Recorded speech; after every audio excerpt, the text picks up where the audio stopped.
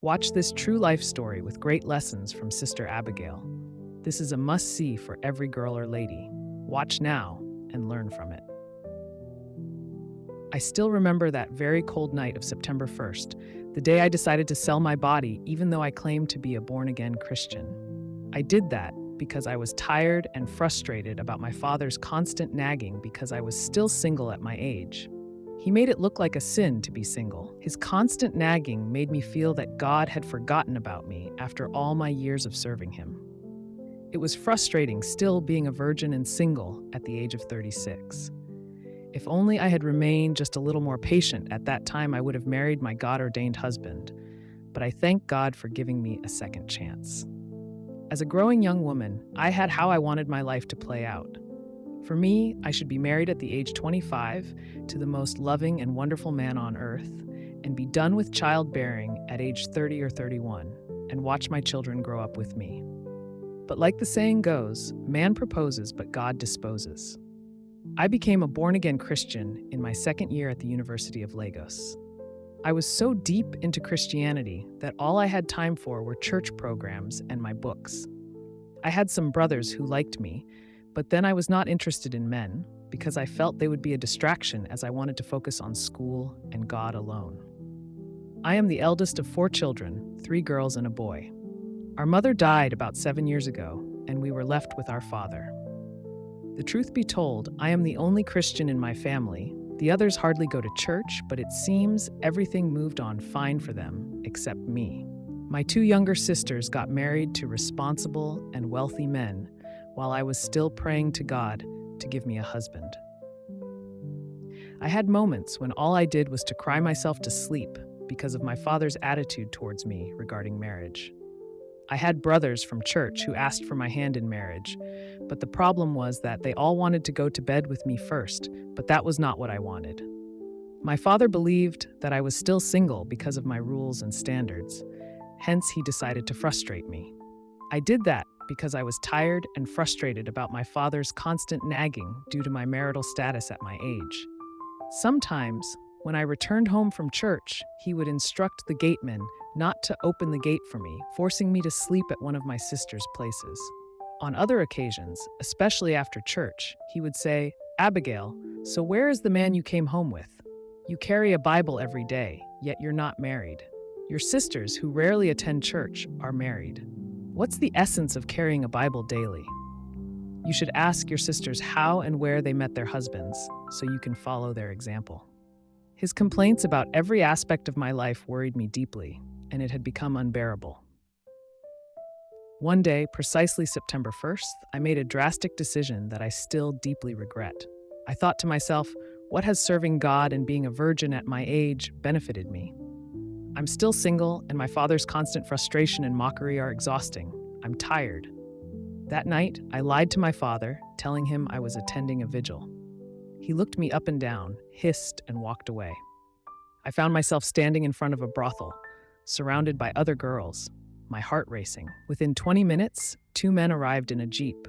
One introduced himself as Gabriel and expressed interest in spending the night with me. His friend Robert remained quiet, seeming disgusted by Gabriel's actions. Initially, I was terrified, but after talking with them for a while, I reluctantly followed them to their room. Gabriel proposed paying me 10,000 naira, and I agreed. When we arrived at the hotel, it was clear they had just arrived in the country. I spent the night with Gabriel in his room, and he was surprised to discover I was a virgin.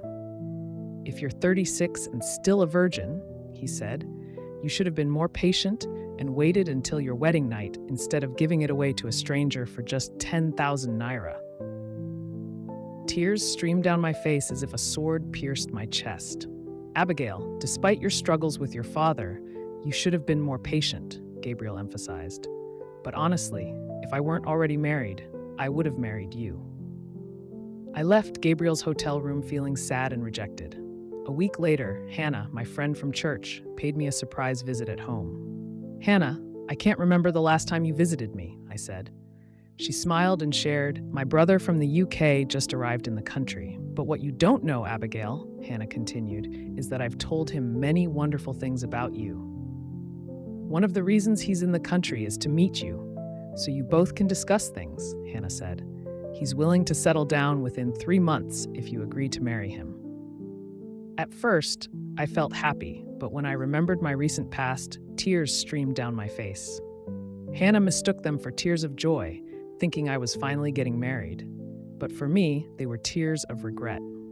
3 days later, Hannah called to inform me she had arranged a meeting with her brother at their house. I was eager to meet him, but when I arrived, I wished the ground would open up and swallow me. I discovered that Hannah's brother was Robert, and he recognized me instantly. However, I pretended we had never met before. Brother Robert, meet my friend Abigail, the woman I've been telling you about. I know you'll like her, Hannah said, emphasizing her point. But Robert's response stunned me. I've seen this face before. Yes, she was the prostitute Gabriel picked up some days ago. Hannah tried to intervene, suggesting he was mistaken, but Robert remained convinced since I didn't defend myself. Eventually, I confessed the truth to Hannah, and she was deeply disappointed. Robert then shared, I came to Nigeria specifically for you. My sister wanted me to marry you, as she highly regards and admires you. Hannah described you as the ideal wife, but it seems she was mistaken. He emphasized, as a born-again Christian, you should have clung to God amidst temptation. Robert advised me to return to God, seek forgiveness, and revealed he would have considered marrying me if I had been with anyone else, but not his best friend, Gabriel, who was already married. I left in tears and shame. Hannah informed me that Robert returned to the UK 3 days later, disappointed and heartbroken. I've come to realize that some women might have made worse choices, but I'm not judging anyone. My concern is that parents should cease pressuring their unmarried daughters, as this can lead to regrettable decisions. It took me time to forgive my father, whom I blamed for my actions. However, following Robert's advice, I returned to God, sought forgiveness, and I'm grateful to say God gave me a second chance at marriage. I'm getting married in a few weeks. I hope someone has learned a valuable lesson from my confession. Visit Dr. Dan's cartoon YouTube channel for more engaging stories. Consider subscribing to the channel and sharing this inspiring tale with your loved ones. Your support is appreciated.